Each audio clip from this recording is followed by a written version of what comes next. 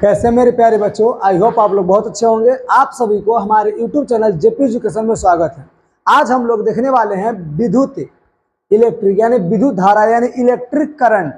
विद्युत धारा ये 4 नंबर एक्सरसाइज है। 4 नंबर एक्सरसाइज का सेकंड नंबर पार्ट है। पहले पार्ट में आपको पूरे थ्योरी जो है वो दिया जा चुका है। साथ में जो जितना थ्योरी है वो आपको कुछ बचे हुए थ्योरी के आपको सेकंड पार्ट में और थर्ड पार्ट में यानी 3 पार्ट में इसको पूरी तरह से खत्म करने वाले हैं। पहला थ्योरी जो है, पहला पार्ट आपका खत्म हो चुका है, दूसरा पार्ट ये है और तीसरा पार्ट आपको आने वाला है।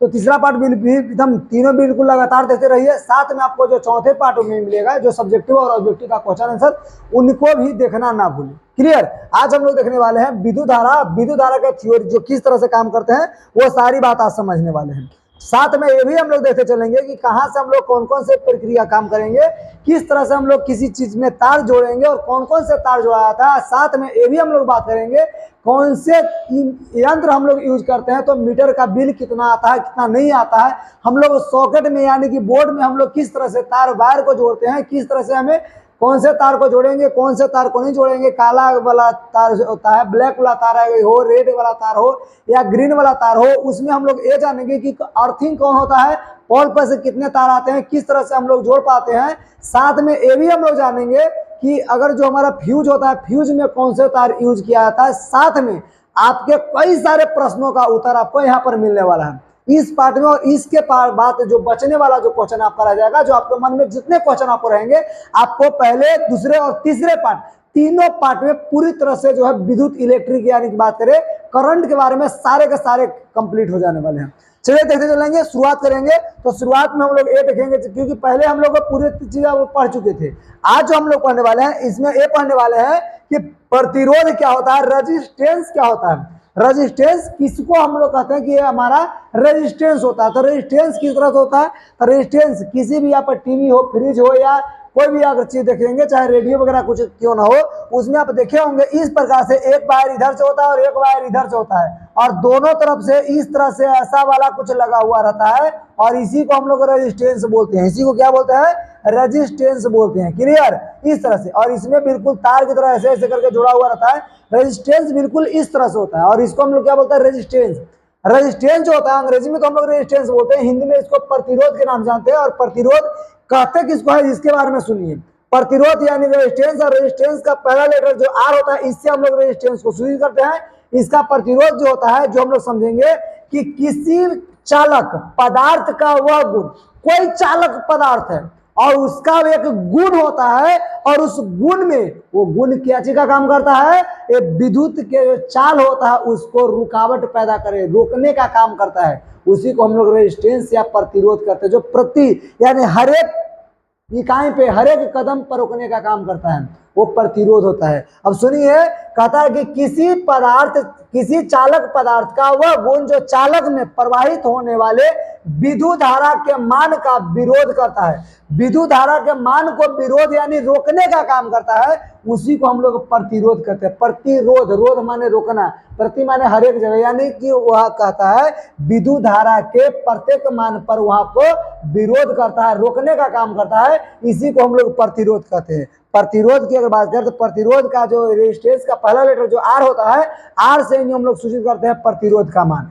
तो ये बिल्कुल याद रखेंगे, ये रेजिस्टेंस हो गया। रेजिस्टेंस किसको कहेंगे, किसी कह सकते हैं या वैसा प्रतिरोध या वैसा चालक पदार्थ जो किसी विद्युत धारा में परिपथ में जो लगा हुआ रहता है, किसी तार में जब लगा देते हैं और लगाने के बाद वहां से वो बिजली को रोकने का काम करता है, यानी कम कर देता है, कम करने या ज्यादा करने का काम करे, यानी प्रतिरोध करने का, रुकावट पैदा करता है। उसी को हम लोग रेजिस्टेंस यानी कि क्या बोलते हैं, प्रतिरोध कहते हैं। इसके बारे में हम पूरी तरह से अगर जाने तो ये भी देखेंगे कि इसे हम लोग इसका ऐसा ही मात्रक ओमेगा होता है। दिखेगा, प्रतिरोध को हम लोग बड़की आर से सूचित करते हैं। इसका ऐसा ही मात्रक की बात करते हैं, ओमेगा ओम में होता है। और ओम जो है एक ग्रीक अक्षर है। ओम कैसा अक्षर है, एक ग्रीक शब्द का एक ग्रीक अक्षर है और इसको ओमेगा द्वारा सूचित किया जाता है। किसके द्वारा सूचित करते हैं, ओमेगा, यानी ओमेगा हम लोग ओम के नाम शॉर्ट में ओम कहते हैं।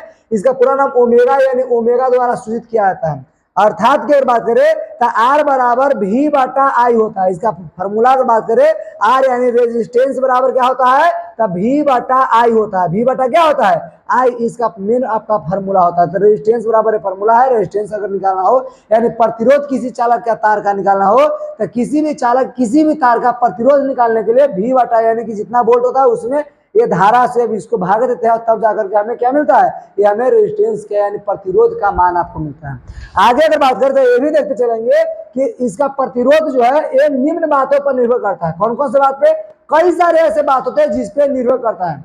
मान लीजिए हम किसी तार से अगर विद्युत प्रवाह कर रहे हैं तो रुकावट होने का, ऐसा नहीं कि रुकावट होने का रेजिस्टेंस ही एक काम है, नहीं, कई सारे ऐसे चीज होते हैं जिसको रुकावट पैदा करते हैं। जैसे आप मान लीजिए कोई एक शहर से दूसरे शहर में आप जा रहे हैं, दूसरे शहर में जाने के लिए मान लीजिए एक शहर से चलना शुरुआत किया, दूसरे शहर में जाने के लिए बीच में हमको कहीं कहीं पर रुकना पड़ता है, और रुकना जो पड़ता है उसी को हम लोग रेजिस्टेंस यानी प्रतिरोध कहेंगे, जो रुकावट पैदा किया, रोक दिया आपको और आपके गाड़ी को जो रोका।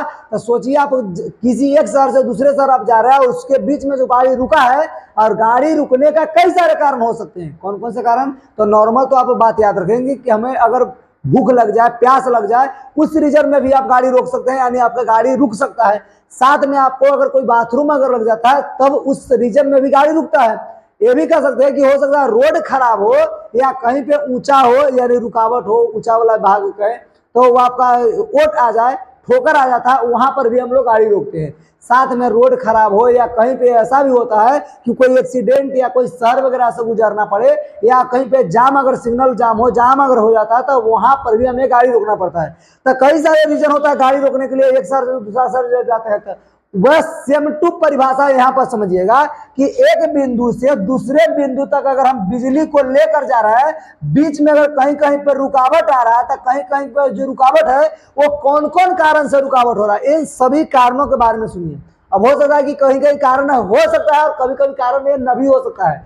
ये सबसे पहला नंबर आता है लंबाई, यानी चालक तार के लंबाई पे। अगर मान लीजिए किसी भी परिपथ में या किसी तार का अगर बिजली प्रवाहित कर रहे हैं, अगर जा रहा है और उसका लंबाई अगर ज्यादा हो, तो लंबाई ज्यादा रहेगा तो वहां पर प्रतिरोध का काम करेगा, वो रुकावट का काम करता है।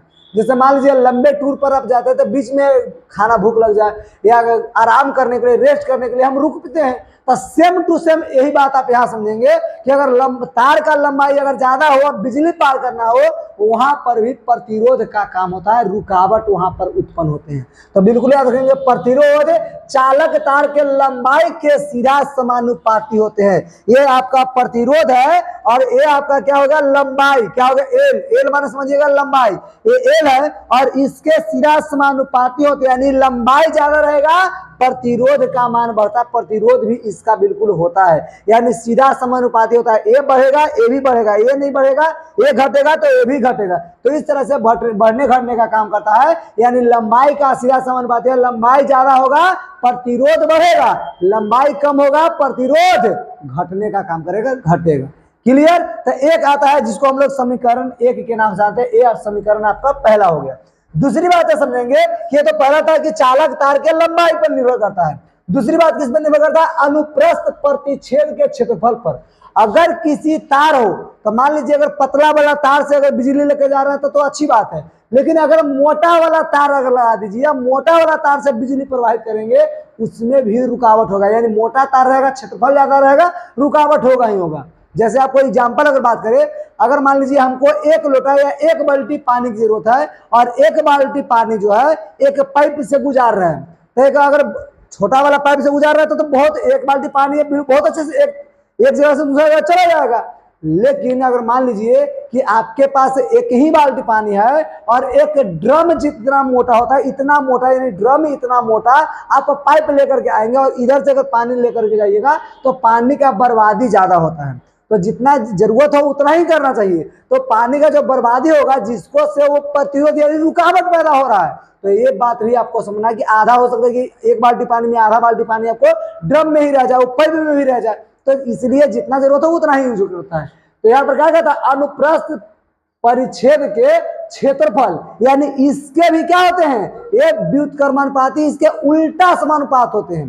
या कह सकते हैं कि जितना इसका क्षेत्रफल बढ़ेगा तब प्रतिरोध क्या होगा, प्रतिरोध का मान भी घटता है। पर जब क्षेत्रफल बढ़ेगा प्रतिरोध घटेगा और क्षेत्रफल घटेगा तो प्रतिरोध का मान बढ़ेगा। तो यहाँ पर जिसके क्या कहता है कि चालक तार के अनुप्रस्थ, चालक तार के अनुप्रस्थ परिच्छेद का क्षेत्रफल बढ़ने पर प्रतिरोध का मान क्या होता है, घटता है। जब अनुपरिच्छेद क्षेत्रफल है इसका अगर तार का अगर मान बढ़ता है, क्षेत्रफल अगर बढ़ता है तब प्रतिरोध का मान घटेगा। यानी रेजिस्टेंस बराबर आप कह सकते हैं, रेजिस्टेंस जो होते हैं व्युत्क्रमानुपाती होते हैं। किसके बाबू, तो ये क्षेत्रफल एरिया के, ए माने एरिया होता है। ये समीकरण फर्स्ट आया, सॉरी सेकंड आया। समीकरण फर्स्ट में क्या बोले, ए आपका जो होता है ये आई के सीधा समानुपाती होते हैं, आई के सीधा समानुपाती। दूसरी बात क्या बोल दिए, सॉरी ए आई नहीं एल हो गया है ना, पहला नंबर थ्योरी जो समीकरण था उसमें एल लंबाई के सीधा समानुपाती होता है, दूसरा क्षेत्रफल के व्युत्क्रमानुपाती होता है, उल्टा होता है। तो समीकरण एक पहला था और ये आपका दूसरा हो गया। और तीसरी बात समझेंगे उसके पहले हम लोग ये समझ लेते हैं। तीसरी बात में पता कि चालक तार की प्रवृत्ति पर, प्रकृति पर, यानी जैसा उसका आप प्रकृति रहेगा उस चालक तार का वैसा वहां पर प्रतिरोध होगा। यानी अच्छे क्वालिटी का अगर तार लीजिएगा तो बहुत अच्छे से बहुत ज्यादा मात्रा में उसमें बिजली प्रवाहित होता है। यानी बढ़िया क्वालिटी का तार रहेगा तो जितना यहाँ पर बिजली दिएगा एक कोना से तो दूसरे कोना पर, यानी एक बिंदु से दूसरे बिंदु तक जाने में एक भी बर्बाद नहीं होगा, क्या, यानी कि बिजली। तो उसको बोलते हैं कोई प्रतिच्छेद यानी प्रतिरोधी बिल्कुल नहीं होता है। और खराब क्वालिटी का रहेगा तो उसके मिनटे मिनटे जगह जगह पे क्या होगा, रुकावट होगा। यानी कह सकते हैं कि अगर रोड अगर बढ़िया ना हो तो गाड़ी को आपको पैदल यानी डेगे डेग रुकना पड़ेगा। डेगे डेग बिल्कुल क्या हो, रुकावट पैदा करेगा। अगर गाड़ी रोड बढ़िया हो तो गाड़ी सन से पार हो जाता है। तो यही बात को समझिएगा। एग्जाम्पल में आपको समझा रहे थे कि रोड बढ़िया होगा सन से गाड़ी पार करेगा, रोड खराब होगा तो बिल्कुल रुक रुक के गाड़ी पार होगा। तो इसको रुकावट जो हम लोग प्रतिरोध की बात कर रहे हैं, यानी कि बढ़िया क्वालिटी का अगर तार होगा तो सन से बिजली पार करेगा और खराब क्वालिटी का होगा तो रुक रुक करके वहां से बिजली प्रवाहित करेगा, हर जगह पर रुकावट पैदा करेगा। तो ये बिल्कुल याद रखेंगे। चालक तार के प्रकृति पर, उच्च कोटि के चालक तार का जब हो तब प्रतिरोध निम्न होता है, और जब निम्न कोटि का अगर चालक तार हो तो उसका प्रतिरोध अधिक होता है, यानी उच्च होता है, ज्यादा होता है। बढ़िया क्वालिटी का रहेगा कम प्रतिरोध होगा, और कम कोटि यानी खराब कोटि का रहेगा, निम्न कोटि का रहेगा तब प्रतिरोध यहाँ पर ज्यादा होता है। तो ये बात समझना है। अब एक बात और आपको बताते हैं कि निम्न यानी कि आपको नोट पॉइंट में याद रखना पड़ेगा, नोट पॉइंट में बिल्कुल याद रखिएगा कि सबसे निम्न कोटि का जो चालक तार है वो लोहा है। लोहा से बिजली पार करता है, लोहा का भी तार आप बनाते हैं, लेकिन लोहा का जो तार बनाइएगा वो निम्न कोटि का चालक तार होगा। उच्च कोटि का, सबसे उच्च कोटि का आपका चालक तार यानी सबसे बढ़िया क्वालिटी का अगर तार चाहिए अगर बिजली का, तो उसमें आपको चांदी का तार होता है, सबसे बेजोड़ आपका होता है चांदी का तार, जो सबसे ज्यादा उच्च क्वालिटी का आपको आता है। तो चालक की बात करें तो चांदी का जो तार है वो अच्छे क्वालिटी का आता है। साथ में अगर चांदी से अगर निम्न की बात करें तो वो चांदी से कम की अगर बात करें तो वो आपका हो जाता है तांबा। तांबा से बात करें अगर कम के तो वो आपका हो जाता है एल्यूमिनियम, और एल्यूमिनियम से कम की बात करें तो लोहा वगैरह कुछ कुछ आ जाता है। तो ये सारी चीज होता है, लेकिन सबसे कम की बात करें तो सबसे कम में आ जाता है लोहा, और सबसे अधिक जो उच्च कोटि का जो आ जाएगा वो आपका चांदी हो जाता है। तो ये हमारा पॉइंट था। अगला नंबर पॉइंट देखेंगे 4 नंबर पॉइंट में, जिसमें कहता है कि चालक तार के तापमान पर, चालक तार यानी कि चालक तार का टेम्परेचर जितना ज्यादा रहेगा उसका प्रतिरोध उतना भी ज्यादा रहेगा। यानी इसका भी सीधा समानुपाती होता है, ये समझिएगा बिल्कुल। कहता है किसी चालक तार का तापमान टेम्परेचर बढ़ने पर प्रतिरोध का मान भी बढ़ता है। किसी चालक तार का टेम्परेचर तापमान बढ़ेगा तो उसका प्रतिरोध का मान भी क्या होता है, बढ़ता है। और अगर टेम्परेचर कम रहेगा तो प्रतिरोध भी घटेगा। लेकिन ये बात को बिल्कुल याद रखेंगे, R बराबर T, यानी T माने टेम्परेचर होता है, R माने क्या होता है, R माने रेजिस्टेंस, यानी रेजिस्टेंस का जो प्रतिरोध है वो टेम्परेचर के सीधा क्या होता है, समानुपाती। समीकरण क्या था, थर्ड। समीकरण फर्स्ट, समीकरण सेकंड और समीकरण थर्ड हो गया। अगर तीनों की बात करें तो LHS में आपका R है और बीच में क्या है, समानुपात है। तो समीकरण फर्स्ट, समीकरण सेकंड और समीकरण थर्ड, समीकरण फर्स्ट सेकंड और थर्ड से अगर लेकर के चलेंगे तो इसी में हम लोग देखेंगे कि फर्स्ट वाला, सेकंड वाला और थर्ड वाला, जैसे आपको यहाँ पर अगर बता बात बताते हैं तो बिल्कुल याद रखेंगे। फर्स्ट वाला क्या था कि आर जो था रेजिस्टेंस सीधा समानुपाती किसका था, एल का सीधा समानुपाती जो फर्स्ट में था। सेकेंड की बात करें तो एम जो था ये एरिया के यानी कि क्षेत्रफल का बीजकर्मानुपाती था, तो समीकरण सेकेंड। और थर्ड वाला जो अभी जो लिखे हैं ये आर जो है ये टेम्परेचर के सीधा समानुपाती है, यानी टी का बिल्कुल सीधा समानुपाती है, यानी समीकरण थर्ड। समीकरण फर्स्ट, समीकरण सेकेंड और समीकरण थर्ड तीनों से अगर लेकर के चले हम इसको तो आपका आर जो हो जाएगा सीधा समानुपाती किसके हो जाएगा, यानी जो सीधा समानुपाती एल गुना टी बटा आपका ए हो जाएगा, इसके सीधा समानुपाती होते थे। ए आपका क्या होता है, ये आपका फार्मूला बन जाता है, यानी इस तरह से हम लोग सेट कर सकते हैं। हाँ, कभी कभी ऐसा होता है कि जो सीधा समानुपाती वाला जो मान देख रहे हैं इसको हटाते हैं तो इसके जगह पर इक्वल देते हैं और इसके जगह पर एक नियतांक का मान आपको अचर मान देना पड़ेगा। अचर मान के रूप में आप के भी दे सकते हैं, लेकिन यहाँ पर हम क्या देंगे, पी का मान देंगे। यानी कह सकते हैं क्या कि आर बराबर, यानी आर बराबर इसको हटा रहे हैं, सीधा समानुपाती वाला जो मान है इसको क्या कर रहे हैं, इसको हटा रहे हैं। जब इसको हटाएंगे तो इसके जगह पर पी देंगे और पी के बाद पी इंटू क्या कह सकते हैं कि एल इंटू टी बटा में ए हमारा क्या होता है, आंसर होता है। इस तरह से हम लोग सिद्ध कर सकते हैं और ये हमारा क्या हो जाएगा, आंसर हो जाएगा। क्लियर। और इसको तिरछा तिरछी अगर गुना करें तो तिरछा तिरछी गुना करके इसका मान निकाल सकते हैं, यानी इधर अगर गुना में तो इधर आएगा भागा में, और आप बहुत अच्छे से इसका मान निकाल सकते हैं। लेकिन आपका जो मेन चीज होता है ये आपको इसी तरह से लिख सकते हैं। और ये आपको जो पीडीएफ जो होता है वो हमारे जो टेलीग्राम जो चैनल हो, व्हाट्सएप वाला जो ग्रुप हो उससे बिल्कुल जुड़िए, नहीं तो हमारा जो व्हाट्सएप नंबर होता है उससे बिल्कुल मिलिए। आप उस पर मिलिएगा तो हम इसका जो पूरा का पूरा अगर थ्योरी में बात कीजिए तो पूरा थ्योरी का पीडीएफ आपको मिल जाएगा, जिसमें आपका जो नंबर है 7061 बिल्कुल याद रखेंगे, 7061 है ना, 847 ये हमारा क्या है, ये व्हाट्सएप नंबर है। ये व्हाट्सएप नंबर से बिल्कुल संपर्क कीजिएगा। चलिए आगे हम लोग देखेंगे। अगला नंबर देखिए क्या कहता है, विशिष्ट प्रतिरोध जिसको स्पेसिफिक रेजिस्टेंस बोलते हैं। अब विशिष्ट प्रतिरोध स्पेसिफिक जो रेजिस्टेंस है इसके बारे में क्या जानेंगे कि इकाई लंबाई वाले तार, चालक तार है, इकाई लंबाई वाले चालक तार के अनुप्रस्थ प्रतिच्छेद का क्षेत्रफल प्रतिरोध को विशिष्ट प्रतिरोध कहते हैं। कहता लंबाई अगर बात करें तो इकाई लंबाई वाले चालक तार के अनुप्रस्थ परिच्छेद क्या है, परिच्छेद का क्षेत्रफल और इसके प्रतिरोध का विशिष्ट प्रतिरोध कहते हैं। इसी परिच्छेद के जो हम लोग क्या बोलते हैं, इसी क्षेत्रफल के प्रतिरोध को हम लोग विशिष्ट प्रतिरोध कहेंगे।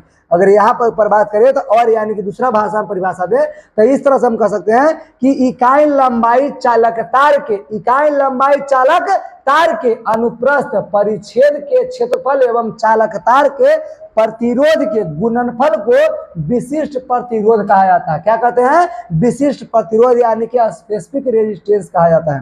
क्लियर। इसमें कुछ नोट पॉइंट आता है कि स्पेसिफिक जो रेजिस्टेंस है इसको हम लोग पी द्वारा सूचित करते हैं। किससे, पी द्वारा सूचित किया जाता है और इसका एसआई मात्रक जो होता है ओम मीटर होता है। क्या होता है, ओम मीटर। स्पेसिफिक रेजिस्टेंस जिसको विशिष्ट प्रतिरोध कहते हैं, इसका एसआई मात्रक क्या होता है, ओम मीटर होता है। तो ओम मीटर को अच्छे तरह से बिल्कुल याद कर लीजिए। क्लियर। चलिए आगे बढ़ेंगे और अगला नंबर पॉइंट हमारा आता है कि ये जो विशिष्ट चालक था इसके बारे में, स्पेसिफिक जो है कंडक्टिविटी, इसके बारे में कहता कि विशिष्ट प्रतिरोध के व्युत्क्रम को विशिष्ट चालकता कहते हैं। ये जो विशिष्ट प्रतिरोध हम लोग तो जान रहे थे कि विशिष्ट प्रतिरोध के प्रतिलोम के, यानी कि जो उल्टा होता है, व्युत्क्रम होता है, उल्टा होता है, उस उल्टा को ही हम लोग क्या कहते हैं, विशिष्ट चालकता कहते हैं। या कह सकते हैं आप, जैसे ये होता है ना कि P बराबर क्या होता है, P बराबर जैसे, और मान लीजिए कि P तो होता है लेकिन P के बिल्कुल उल्टा, तब P के बिल्कुल उल्टा जो होता है R जो होता है P के बराबर होता है, तो ये बिल्कुल इसके उल्टा होता है। यानी कह सकते हैं कि P/1 बराबर R इंटू, ये बिल्कुल उल्टा होता है, R इंटू ये क्या होता है, 1/, इतना। यानी इस तरह से इसको हम लिख सकते हैं, तो इस तरह से लिखेंगे और ये हमारा बिल्कुल फार्मूला आता है, तो इस फार्मूला से बिल्कुल हम लोग दर्शाते चलेंगे। आगे अगर बात करें तो इसका ऐसा मात्रक होता है ohm minus L minus M minus N, यार इतना के ए इक्वल में आते हैं। आगे की बात करें तो ये देखते चलेंगे कि इसका प्रतिरोध संयोग की अगर बात करें तो प्रतिरोध का संयोजन, संयोजन माने जुड़ाव होता है। संयोजन माने क्या होता है, जुड़ाव। जब बीच संयोजन कम्बिनेशन कर सकते हैं, कम्बिनेशन कर रहा है, जोड़ कर रहा है, ये दोनों का कम्बिनेशन हो रहा है। अब देखेंगे कि प्रतिरोध को हम लोग कम्बिनेशन जोड़ेंगे कैसे, तो जोड़ने का तरीका दो होते हैं। जोड़ने का कितने तरीका होते हैं? दो होते हैं। और इसी दो तरीका को एक श्रेणी क्रम में रखते हैं और एक समानांतर क्रम से हम लोग कहते हैं। अब समझिएगा कि जो प्रतिरोध का संयोजन है, जो रेजिस्टेंस का कॉम्बिनेशन, जिसको जोड़ाव कहते हैं, जोड़ कहते हैं, तब प्रतिरोध का संयोजन के दो प्रकार होता है। क्या होता है? दो प्रकार का होता है, श्रेणी क्रम में और एक होता है समानांतर क्रम में। श्रेणी क्रम वाले संयोजन को हम लोग ये देखेंगे कि सीरियस ऑर्डर और कॉम्बिनेशन, यानी कह सकते हैं कि प्रतिरोध का ऐसा संयोजन, प्रतिरोध का ऐसा संयोजन, ऐसा कॉम्बिनेशन जोड़ जिसके प्रत्येक प्रतिरोध में विद्युत धारा का मान एक समान हो।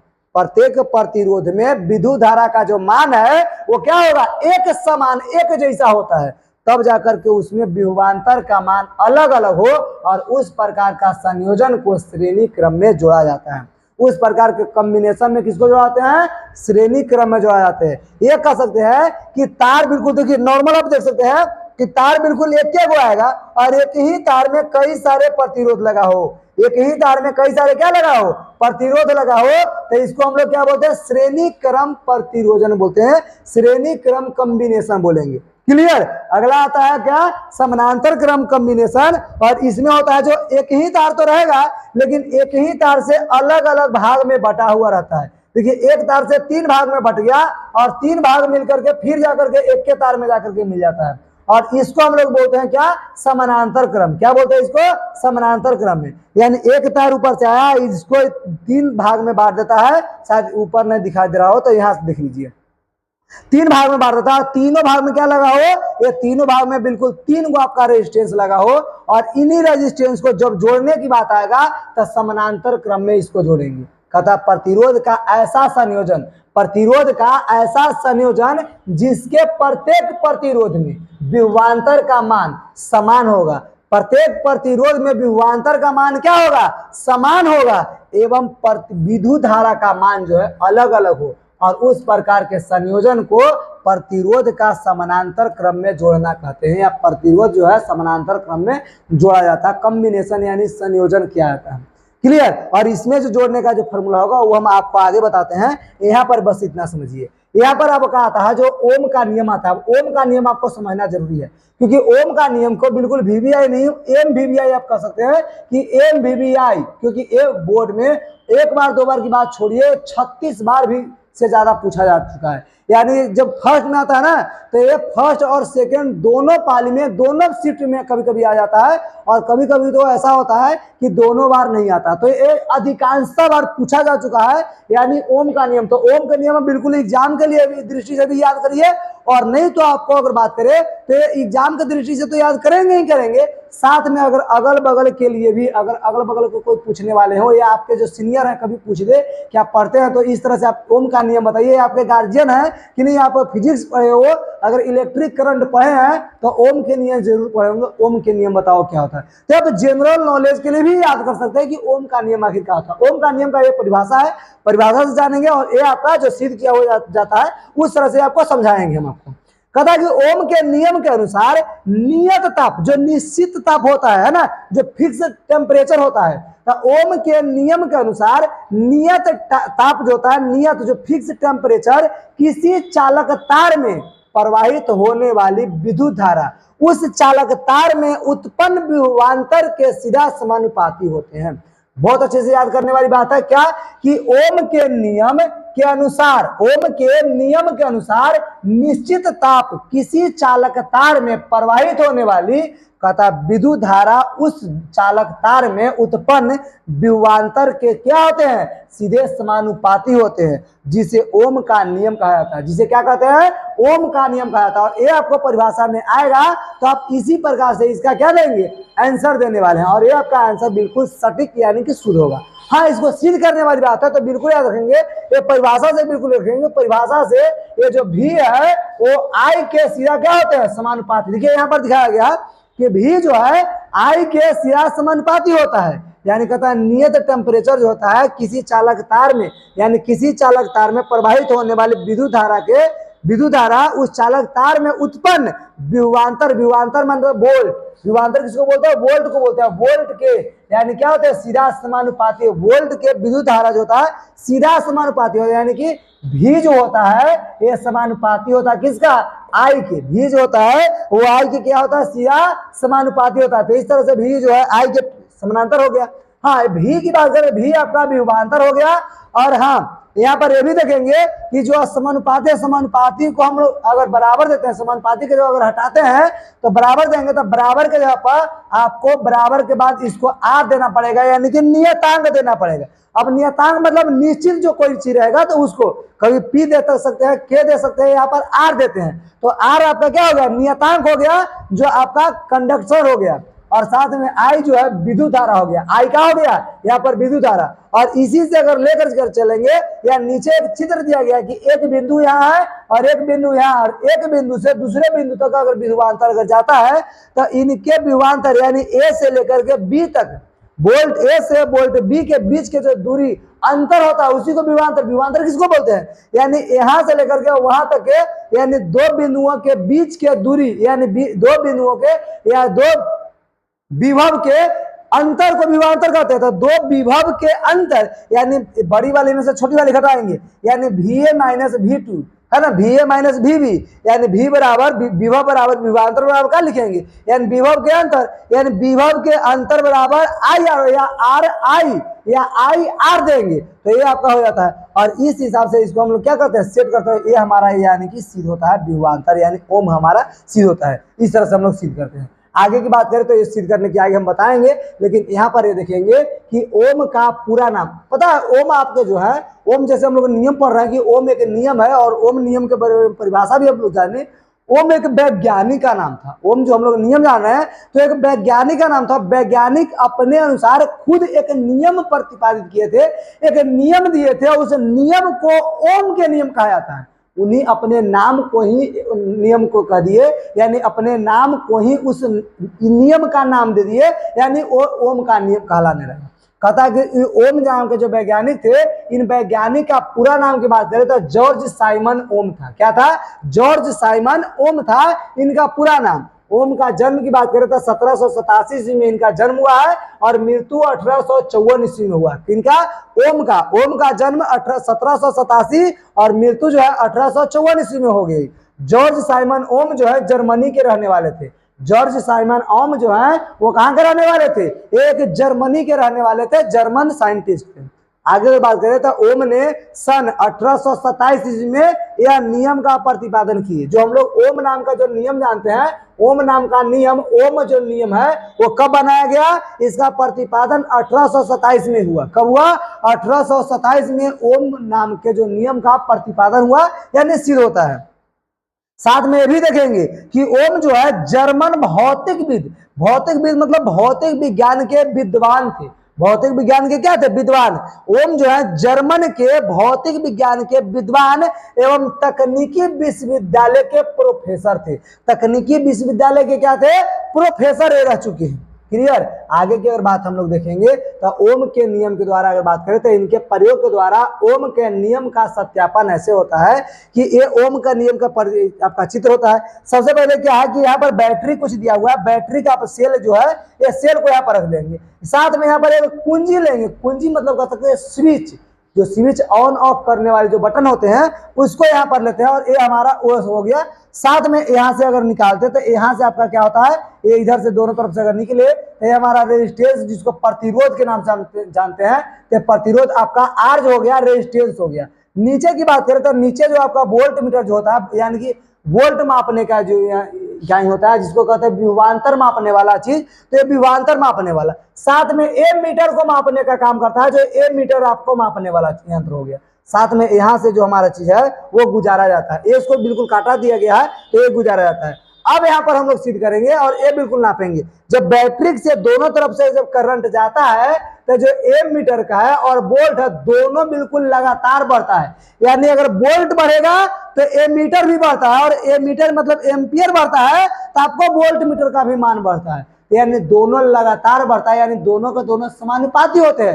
एक बढ़ा तो दूसरा बढ़ेगा, दूसरा बढ़ा तो तीसरा वही बढ़ेगा, है ना। और ये भी आपका बिल्कुल इस तरह से पिक्चर से देखेंगे। यहाँ पर आपको ग्राफ के रूप में दिया हुआ है कि इस तरफ जो नीचे वाला है जो विभवांतर वो दर्शाता है, और ऊपर वाला है जो वोल्ट मीटर यानी विद्युत धारा दिखाता है। विद्युत धारा अगर 2 एम्पियर में जाता है तो वोल्ट भी दो ही वोल्ट में आएगा। अगर विद्युत धारा 4 एम्पियर होता है तो इसका भी मान आपका 4 वोल्ट होगा। इधर अगर 6 होगा तो इधर भी 6, और ये अगर घटता है विद्युत धारा तो आपका जो वोल्ट होगा, विभवांतर जो होगा, विभवांतर का मान यानी वोल्ट का मान भी एक कम वोल्ट में प्रवेश करना शुरू करता है। इसी के बारे में अगर रचना जाने बनावट के बारे में, तो बनावट से हम लोग शुरू करेंगे। यानी बनावट देखिए क्या कहता है, इस प्रयोग को करने के लिए एक विद्युत परिपथ तैयार कीजिए। विद्युत परिपथ जो इस तरह से विद्युत परिपथ है, तो विद्युत परिपथ यानी विद्युत जाने वाले रास्ता यानी तार का एक संयोजन करना है। तब विद्युत परिपथ जो है उसको तैयार कर लिया जाता है, और इस परिपथ को तैयार करने के लिए सबसे पहले बैटरी लीजिए। कहता है इस विद्युत परिपथ को तैयार करना तो है ही, साथ में तैयार करने के लिए सबसे पहले क्या लेना है, आपको बैटरी लेना है। उसके बाद परिवर्तनशील प्रतिरोध लेना है यानी आर लेना है। सबसे पहले तो बैटरी लेना है, जो बैटरी हम लोग लिए। और बैटरी देखिए यहाँ पर दिख रहा होगा जो आपका बैटरी है, क्या है ये बैटरी है। साथ में यहाँ पर ये आपका रेजिस्टेंस प्रतिरोध है, और प्रतिरोध के बाद जो है वो देखिए ए मीटर है, साथ में वोल्ट मीटर प्रतिरोध है। ये देखिएगा ए मीटर आपका यहाँ पता है, ए मीटर नीचे जो आपका है वोल्ट मीटर है, ये आपका कुंजी हो गया। क्या हो गया, कुंजी। साथ में दाब कुंजी इत्यादि को चित्र के अनुसार सजा दिया जाता है। जैसे चित्र के अनुसार है, चित्र जैसा वैसे चित्र के अनुसार इसको सजा लेना है। सजाने के बाद कहता है कि क्रिया, अब इसका काम समझिए। ये तो सजाने का काम हो गया, अब इसका काम समझिए क्या कहता है। अब कुंजी को दबाया जाता है, और कुंजी को दबा करके इसको ऑन ऑफ किया जाता है। पहले तो ऑन करेंगे, कुंजी जब दबाएंगे यानी बटन जो है स्विच ऑन करेंगे, तो स्विच ऑन करेंगे यानी कुंजी को दबाएंगे। बटन को जब दबाते हैं तो परिपथ से धारा प्रवाहित होने लगता है। जब बटन को ऑन करेंगे तो परिपथ यानी उस तार से बिजली प्रवाहित होना शुरू होता है। और जब होने लगे, जब परिपथ में विद्युत धारा का मान बढ़ाया जाता है, जब परिपथ में विद्युत धारा का बिजली का मान जब बढ़ाएंगे यानी 2 वोल्ट से 4 वोल्ट करेंगे, 4 वोल्ट से 6 वोल्ट करेंगे, तब विद्युत का मान जब बढ़ाएंगे तो विभवांतर का मान बढ़ जाता है। और परिपथ में एमीटर विद्युत धारा एवं वोल्ट मीटर का मान भी परिदर्शित होता है। यानी कहता है कि विद्युत धारा एवं वोल्ट मीटर पर विभवांतर का मान क्या होता है, परिदर्शित यानी दिखता है। और दिखने के साथ साथ देखिए क्या होता है, कहता है कि जब विद्युत धारा का मान दुगना क्या आता है, तब विभवांतर का मान भी दुगना हो जाता है।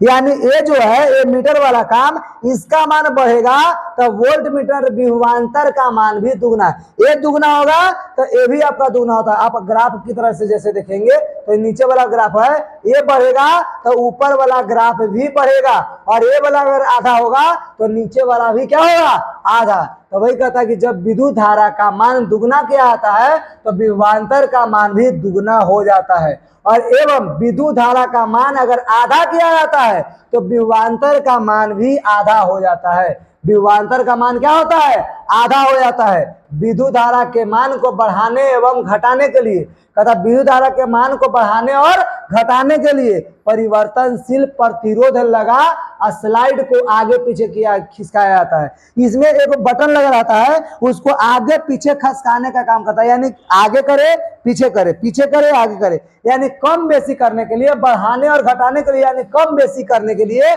परिवर्तनशील यानी बदलने वाला प्रतिरोध का लगा हुआ स्लाइड होता है, जिसको आगे पीछे खिसकाया जाता है और उसको वोल्टेज को कम बेसी उसको किया जा सकता है। कहता है आगे कि निष्कर्ष, इसका रिजल्ट क्या होता है, जो रिजल्ट समझिएगा। कहता है नियत ताप पर किसी चालक तार से, नियत तार मतलब निश्चित टेम्परेचर पर किसी चालक तार से प्रवाहित होने वाली जो विद्युत धारा है, उस चालक तार में उत्पन्न विभवांतर का क्या होते हैं, सीधा समानुपाती होता है। क्या होता है, ये सीधे समानुपाती होता है, समान अनुपात में विभक्त होता है। क्लियर, तो ये बिल्कुल याद रखेंगे। तो सीधा समानुपाती मतलब इधर जितना होगा उधर उतना ही आपका आएगा। अब आगे समझेंगे प्रतिरोध के बारे में। प्रतिरोध को श्रेणी क्रम में कैसे जोड़ेंगे। हम आपको बताए थे कि प्रतिरोध को संयोजन 2 प्रकार से होता है, एक तो श्रेणी क्रम से, एक होता है समानांतर क्रम से। श्रेणी क्रम में कैसे जोड़ेंगे, तो श्रेणी क्रम में जब जोड़ते हैं तो इसको अनेक प्रतिरोध को जब जोड़ेंगे तो उसको समतुल्य प्रतिरोध प्राप्त होता है। क्या प्राप्त होता है, समतुल्य प्रतिरोध। मतलब ये सारे प्रतिरोध एक जगह जुट जाएगा और जुटा हुआ प्रतिरोध को समतुल्य प्रतिरोध कहते हैं। चाहे तो वो श्रेणी क्रम में जुटे या समानांतर क्रम में जुटे, जब जुट कर एक जगह जब आता है तो उसको हम लोग क्या बोलते हैं, समतुल्य प्रतिरोध बोलते हैं। अब श्रेणी क्रम में जोड़ेंगे तो ऐसे जोड़ेंगे, यानी कह सकते हैं कि आर एस है ना, आर एस में जब जोड़ते हैं तो बिल्कुल ऐसे जोड़ेंगे, R1 जोड़ेंगे, R2 जोड़ेंगे, R3 जोड़ते हैं, R4 जोड़ेंगे है ना, R4 को जोड़ेंगे, वैसे R5 को भी जोड़ते हैं और ऐसे करते करते आर अनंत इंफिनिटिव तक हम लोग जोड़ते हैं। यानी आर एस समतुल्य प्रतिरोध को जोड़ने के लिए प्रतिरोध का सारे मान को जोड़ना आपको पड़ता है। अब इसके लिए आपको बताते हैं, थोड़ा सा एग्जांपल के लिए समझाते हैं।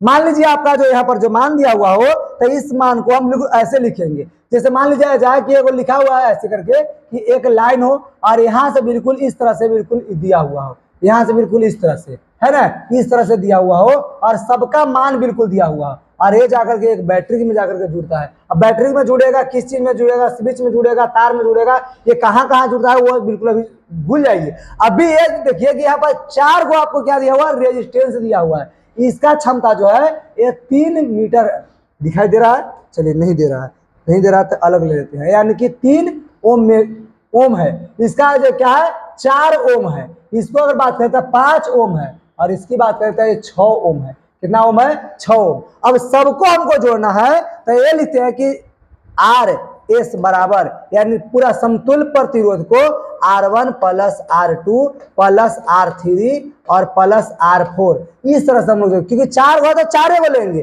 5 रहता तो 5 तक लेते, 6 रहता 6 तक लेते, अगर 1000 रहता तो इसको R1 R2 R4 करके 1000 तक लेते। अब हमारा एक ही चीज है तो इसको कैसे लिखेंगे, इसको लिखेंगे 3 ओम है ना, 3 ओम को साथ में जोड़ेंगे ये 4 ओम को है ना, 4 ओम को साथ में जोड़ेंगे 5 ओम को, तो 5 ओम इस तरह से और 6 ओम जो होता है ये आपको 6 ओम आपका इस तरह से आता है। क्लियर, सबको जोड़ना है तो सबको जोड़ने के लिए क्या करेंगे, जो आपका पहले आता है 4S मतलब S बराबर समतुल्य प्रतिरोध बराबर 4 3 7 7 5 12 12 6 18 यानी 18 ओम जो होता है ये आपका समानांतर श्रेणी में जुड़ता है। तो और इसको जोड़ने के लिए कौन सा फार्मूला यूज किया हम लोग, ये वाला जो फार्मूला है समतुल्य प्रतिरोध का, एक फार्मूला से आप सारे को जोड़ करके बिल्कुल खलास कंप्लीट कर सकते हैं। तो इसको बिल्कुल याद रखेंगे, श्रेणी क्रम में जोड़ने के लिए आपको इस ऐसा तरीका यूज करना पड़ेगा। हाँ ऐसा तरीका तो श्रेणी क्रम में समझे ही, समानांतर क्रम में जोड़ने के लिए भी एक नियम आते हैं, यानी समानांतर क्रम में जब जोड़ेंगे तो इसे अनेक प्रतिरोधों को जोड़ने के लिए समतुल्य प्रतिरोध प्राप्त होता है। और उसको हम लोग अगर फार्मूला की बात करें तो ये फार्मूला कैसे आता है, यानी लिखेंगे 1/RS 1/RP लिख देते हैं ना, 1/RP यानी 1/R1 प्लस 1/R2 और प्लस जो होता है 1/R3 है ना, 1/R4 और 1/R5 और ऐसे करते करते 1/R इंफिनिटी तक ले जा सकते हैं, यानी जहां तक आपको दिया हुआ रहेगा वहां तक। ये समानांतर क्रम बटा वाला होता है और श्रेणी क्रम बिल्कुल सजाया हुआ है, यानी एक ही लाइन में होता है। तो एक लाइन में होता है जो श्रेणी क्रम और बटा में होता है उसको समानांतर क्रम जोड़ेंगे। इसका एग्जांपल आपको देते हैं और एग्जांपल से आप बिल्कुल अच्छे से समझिएगा। जैसे अगर मान लिया जाए कि अगर आपको ऊपर दिया हुआ रहे एक तार है, एक तार कोई भी तार हो, इस तार से बिल्कुल 1 2 नहीं बिल्कुल 5 तार जुड़ा हुआ है और इधर से बिल्कुल आप देखेंगे तो इधर भी आपको 5 गो तार मिलते हैं। कितना तार, 5 तार। और 5 तार को एक तरह से इस तरह से जोड़ दिया जाता है, एक तार से आया और एक तरह यहाँ से 5 तार में विभक्त होता है, 5 तार में बढ़ जाते हैं। और इस 5 तार के बारे में अगर बात करें तो 5 तार की बात हम लोग इस तरह से देखेंगे है ना, 5 तार को देख रहे हैं और देखिए 5 तार बिल्कुल किस तरह से आता है। अब इसमें क्या होता है, एक यहाँ पर एक लगा हुआ है, यहाँ पर प्रतिरोध लगा हुआ है, यहाँ पर प्रतिरोध लगा हुआ है और यहाँ पर यानी लगभग 5 प्रतिरोध है। पांचों का मान बिल्कुल अच्छे से देख लेंगे कि पांचों का मान किस तरह से है। यहाँ पर लिखा हुआ है कि 1 ओम है, कितना ओम है, 1 ओम। यहाँ पर लिखा हुआ 2 ओम है ना, यहाँ पर देखेंगे 3 ओम है और यहाँ पर अगर बात करें तो यहाँ पर आपका 6 ओम है और यहाँ पर आपका 4 ओम है। कितना ओम है, 4 ओम है। अब इन सभी को हम लोग जोड़ने के लिए एक फार्मूला हम लोग अभी देखिए, वो कौन सा फार्मूला, 1/RP और इसको हम लोग बटा में करके जोड़ेंगे 1 यानी 1/R2 1/R3 है ना, 1/R4, क्योंकि इसमें 5 को है तो 5 तक हम लोग चलेंगे तो 1/R5। और यहाँ तक चलने के लिए हमको क्या करना पड़ेगा, यानी सबको जोड़ना पड़ेगा। 1/1 प्लस 1/2 प्लस 1 आपका हो जाएगा 3 प्लस 1/4 1/5, और इस तरह से सबको जोड़ेंगे। एलसीएम ले लेते हैं, एलसीएम लेंगे तो सबका एलसीएम आपका आ जाएगा जो 30 आता है। एलसीएम कितना आ जाएगा 30। अब इसमें अगर 30 से भाग देंगे तो आपका 30 हो जाएगा, साथ में ये आपका 15 हो जाएगा, इसको अगर जोड़ेंगे तो ये हो जाएगा 10, इसको अगर जोड़ते हैं तो ये आपका 4। गड़बड़ हो गया बाबू, ये आपका 4 वाला जो भाग हो गया, ये आपका एलसीएम बिल्कुल गड़बड़ हो गया। एलसीएम आपका 60 आता है, 1 2 1 से लेकर के, और अगर 30 तक बात करें तो एलसीएम आपको कितना आ जाएगा 60 आ जाएगा। तो पूरी बात को हम लोग जानने के लिए ये 60 एलसीएम लेना पड़ेगा। तो यहाँ पर देखेंगे 60 प्लस 30 प्लस ये आपका इससे कम जो हो जाता है, यानी कि 15 20 60 20 हो जाएगा, ये हो जाएगा 15 चौके 60 15 हो जाएगा, और ये आता है 12 25 60 तब 12 हो जाएगा। अब सबको जोड़ेंगे तो सबको जोड़ने के लिए देखिए क्या करेंगे, 60 में 30 जोड़ेंगे 90, 90 में 30 90 में 20 जोड़ेंगे 110, और 120 में अगर 110 में अगर जोड़ते हैं 15 को तो आपका 125 आता है। 125 में 12 जोड़ेंगे तो 100 आपका 37 लगभग में आपका 37/60 ये आपका आंसर आता है। और हाँ, ये आपका आंसर नहीं है, ये तो आपका आ गया कितना 1/, देखिए इधर अगर बात करें तो 1/RP बराबर कितना है 137/60। अब हमको आरपी निकालना है, तो आरपी बराबर नीचे से ऊपर जाएगा तो इधर भी नीचे से ऊपर जाएगा, यानी 60/137 आता है। ये आपका जो है आपका मेन आंसर, आपका राइट आंसर होता है। तो इस तरह से हम लोग श्रेणी क्रम वाले को जोड़ते हैं, सॉरी ये समानांतर क्रम वाले को जोड़ते हैं। बिल्कुल रखेंगे समानांतर क्रम में जोड़ना हो तो इस तरह से हम लोग जोड़ते हैं, और श्रेणी क्रम में जोड़ा हो तो बिल्कुल लगातार वाला भाग, उसमें कोई दिक्कत नहीं है। समानांतर क्रम में थोड़ा सा एलसीएम वगैरह ऐसा लेकर के जोड़ना पड़ता है।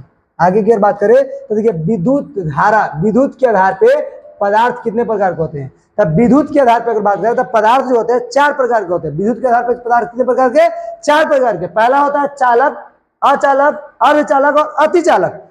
चालक के बारे में समझेंगे जिसको हम लोग कंडक्टर बोलते हैं, अचालक के बारे में नॉन कंडक्टर, अर्धचालक सेमी कंडक्टर, और अतिचालक को सुपर कंडक्टर बोलते हैं।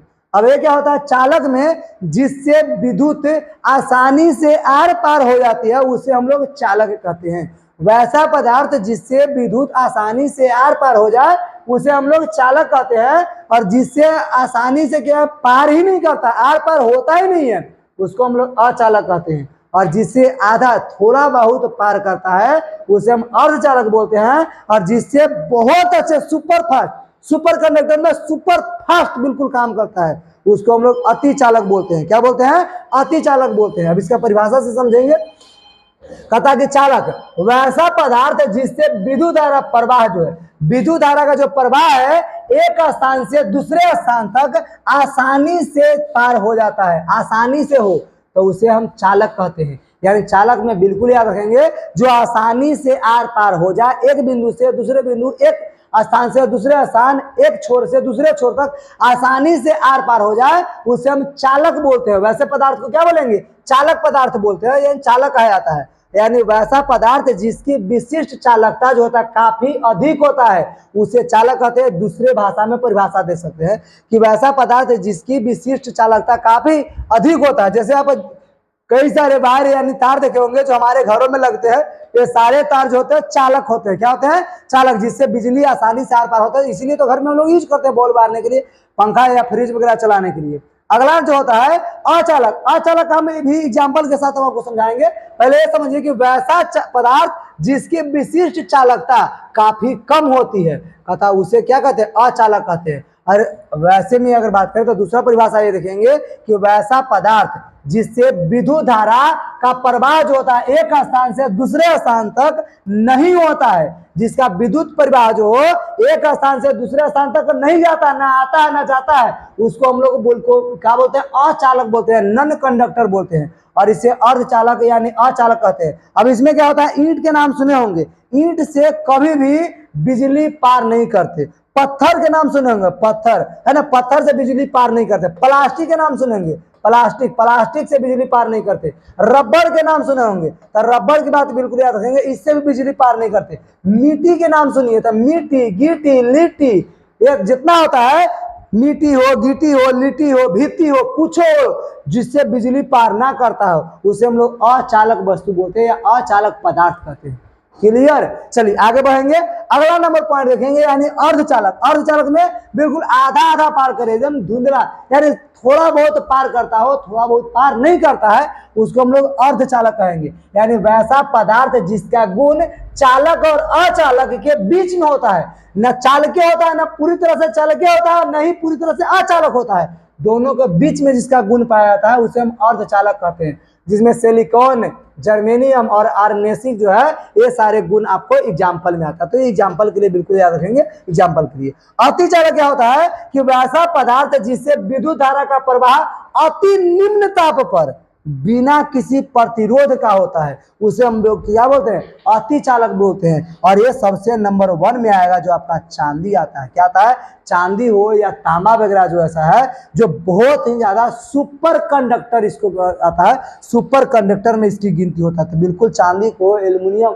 चांदी हो या आप अथी की बात करें, कॉपर की बात करें या एल्युमिनियम की बात करें, सब सुपर कंडक्टर में, लेकिन सबसे सुपर कंडक्टर जो आएगा चांदी आपका आता है। क्लियर। चलिए यहां तक आज रहा। इसके बाद आपका जो कुछ आया, यानी विद्युत धारा का उष्मीय प्रभाव। अब विद्युत धारा का उष्मीय प्रभाव क्या था, ये हम देख लेंगे कि विद्युत धारा का उष्मीय प्रभाव किस तरह से काम करता है। सुनिए, ये आप बिल्कुल अच्छे से याद कर सकते हैं कि जब किसी चालक तार से, जब कोई चालक तार, कोई भी चालक तार हो, किसी चालक तार से विद्युत धारा प्रवाहित होता है, विद्युत धारा क्या होता है, प्रवाहित होता है, तो चालक तार गर्म हो जाता है। जब बिल्कुल ये सही बात है कि जब कोई भी चालक तार हो और एक तरफ से विद्युत धारा प्रवाहित कराइएगा, तब बहुत अच्छे से वो तार जो होता है, कम अगर क्वालिटी का होता है तो गर्म होने लगता है। तो कहता है गर्म हो जाता है, कहता है कि और गर्म होकर के उष्मा उत्सर्जित करता है। गर्म होकर के क्या देता है, उष्मा देने लगता है, उष्मा उत्सर्जन करने लगता है, जिसे विद्युत धारा का उष्मीय प्रभाव कहते हैं। इसी को हम लोग विद्युत धारा का क्या कहेंगे, उष्मीय प्रभाव कहते हैं। जब चालक में इलेक्ट्रॉन विभवांतर के अधीन प्रवाहित होता है, जब चालक में इलेक्ट्रॉन जो है वो विभवांतर के अधीन, यानी कि बीच में, उसके अंडर में प्रवाहित होने लगता है, काम करने लगता है, तो उस चालक के परमाणु से ये इलेक्ट्रॉन बार बार टकराते हैं। जब चालक से जब प्रवाहित होते हैं और इलेक्ट्रॉन बार बार प्रवाहित होगा, तब बार बार क्या होता है, टकराता है। बार बार टकराने के फलस्वरूप इससे उष्मा निकलने लगता है, टक्कर के कारण उससे उष्मा उत्सर्जन होता है। और यही जो उष्मा है विद्युत धारा का उष्मीय प्रभाव कहलाता है। ये जो टकराता है इलेक्ट्रॉन और बीच में टकराने के फलस्वरूप, टकराने के कारण उष्मा जो निकलता है, और इसी उष्मा को क्या बोलते हैं हम लोग, विद्युत धारा का उष्मीय प्रभाव कहते हैं। विद्युत धारा का उष्मीय प्रभाव कहलाता है। शुरुआत अगर करें तो ऊर्जा संरक्षण सिद्धांत के अनुसार हम जानते हैं, ऊर्जा संरक्षण सिद्धांत के अनुसार हम यह जानते हैं कि ऊर्जा को न तो उत्पन्न किया जा सकता है और न ही इसे नष्ट किया जा सकता है। इसको बिल्कुल VVI में याद रखिएगा। क्या याद रखना है, VVI में, कि ऊर्जा संरक्षण सिद्धांत का एक नियम कहता है कि ऊर्जा को ना ही नष्ट किया जा सकता है और ना ही उत्पन्न किया जा सकता है। बिल्कुल याद रखने वाली ये बात है कि ऊर्जा संरक्षण सिद्धांत के अनुसार हम जानते हैं कि ऊर्जा को ना तो उत्पन्न किया जा सकता है और ना ही नष्ट किया जा सकता है, बल्कि एक रूप से दूसरे रूप में उसको रूपांतरित यानी चेंज किया जा सकता है, परिवर्तित किया जा सकता है। क्लियर। चलिए अगला है कि जूल के उष्मीय प्रभाव, यानी जूल के उष्मीय नियम। और जूल का उष्मीय नियम ये कहता है कि जूल के उष्मीय नियम के अनुसार जब हम किसी चालक के तार को विद्युत धारा में प्रवाहित होता है, तब जाकर के चालक तार गर्म होकर के और उष्मा प्रदान करने लगते हैं। जब वो गर्म होकर के क्या प्रदान करने लगते हैं, उष्मा देने लगते हैं और उष्मा प्रदान करते हैं, जिससे जूल नाम के वैज्ञानिक ने बताया था। इसको कौन बताया था, जूल नाम के वैज्ञानिक ने बताया था कि चालक तार में जब विद्युत धारा प्रवाहित करते थे, इसमें से उष्मा निकलता है गर्म होकर के, और इसे उष्मा को हम लोग कौन बताया था, जूल नाम का वैज्ञानिक बताया था। और उसी के अनुसार चालक में प्रवाहित होने वाले जो विद्युत धारा का जो वर्ग होता है, उस चालक के उत्पन्न होने से उसके सीधे समानुपाती होता है। सीधा क्या होता है, समानुपाती होता है। बिल्कुल याद रखेंगे, आवेश को हम लोग Q द्वारा सूचित करते हैं, और ये बिल्कुल इसके आवेश विद्युत धारा का सीधा क्या होता है, वर्ग के समानुपाती, यानी Q समानुपात होता है I स्क्वायर। Q समानुपात क्या होता है, I स्क्वायर। यह समीकरण फर्स्ट में आता है। और सीधे कहता प्रतिरोध का सीधा समानुपाती, ये प्रतिरोध का भी सीधा समानुपाती होता है, यानी Q समानुपात R होता है, यानी कि समीकरण सेकेंड। और समीकरण फर्स्ट हो गया, समीकरण सेकेंड हो गया। आगे सुनिए, कहता क्या कि उस चालक से, उस चालक से प्रवाहित होने वाली विद्युत धारा के लगे समय जो सीधा समानुपाती होता है। यानी टेम्परेचर, जो अभी हम बताए थे कि आवेश जो होता है टेम्परेचर के क्या होता है, सीधा समानुपाती होता है। ये समीकरण थर्ड में आते हैं। और समीकरण फर्स्ट, समीकरण सेकंड, समीकरण ये आपका आ गया थर्ड। समीकरण फर्स्ट सेकंड थर्ड से अगर चलेंगे तो Q समानुपात I स्क्वायर RT होता है। Q क्या होता है, Q समानुपात जो होता है I स्क्वायर, I के स्क्वायर और RT होता है। क्या होता है, RT होता है। और इसी में अगर हम Q ये जो समानुपात का मान अगर हटाते हैं तो समानुपात हटाएंगे तो इसके जगह पर हम लोग K को मान सटाते हैं। समानुपात हटाएंगे K को सटाएंगे, यानी Q बराबर कर सकते हैं कि K इंटू आई स्क्वायर RT। Q बराबर K इंटू आई स्क्वायर RT होता है। तो ये आपका क्या होता है, ये इसका मान होता है। और इसी में हम लोग जो K होता है एक नियतांक होता है, एक नियतांक को एक के बराबर अगर माने तो Q बराबर आई स्क्वायर RT होता है। Q बराबर आई स्क्वायर क्या होता है, RT। और ये आपका सिद्ध होता है। और इसी को आपको सिद्ध करके आपको दिखाना है, जो इसमें आपको दिखाना है। किसमें दिखाना है, इसको में। और जितना हम सिद्ध किया, प्रूफ किया हुआ है, और इसको प्रूफ करके आपको करना है। आप बिल्कुल इसको HW में सिद्ध कीजिए कि Q बराबर आई स्क्वायर RT जो होता है ये कैसे सिद्ध होगा। और जो सिद्ध किया हुआ है इसके पहले वीडियो देखिए, साथ में वीडियो देखने के बाद में इसको सिद्ध कीजिए और तब चेक कीजिए कि आप सिद्ध कर पाते हैं या नहीं। ये आपका लास्ट था। इसके बाद सेकंड नंबर पार्ट जो होगा थ्योरी का ही, उसमें हम आपको बताएंगे कि हमारे घरों में जो बिजली का तार है उस किस तरह से जोड़ते हैं, बॉल में किस तरह से जोड़ते हैं, साथ में जो स्विच बोर्ड हम लोग किस तरह से जोड़ते हैं, वो सारी बात जो होगा फ्यूज से लेकर के ट्रांसफार्मर से घर तक हम लोग बिजली को इस तरह से जोड़ते हैं, किस तरह से काम करती है। हम लोग किसी तार को अगर पकड़े और वो तार हमें लाइन मारता है, नहीं मारते, किसी एक तार को पकड़ने से लाइन क्यों नहीं मारता, हम अगर चप्पल जूता पहन कर जाते हैं लाइन क्यों नहीं मारता, अगर ऐसे चल जाते हैं लाइन क्यों मारता, ये सारी बात हम आपको अगले नेक्स्ट वाला जो थर्ड नंबर पार्ट है उसमें आपको समझाने वाले हैं। इसलिए आज लास्ट वीडियो देखने के लिए थैंक यू, धन्यवाद। अच्छा लगा हो लाइक कीजिएगा, सब्सक्राइब कीजिएगा, और मजा आ गया हो तो बिल्कुल अपने दोस्तों के पास शेयर जरूर करेंगे। लास्ट तक वीडियो बिल्कुल बने रहिए, एग्जाम तक आपके साथ छोड़ने वाला नहीं। Thank you, bye.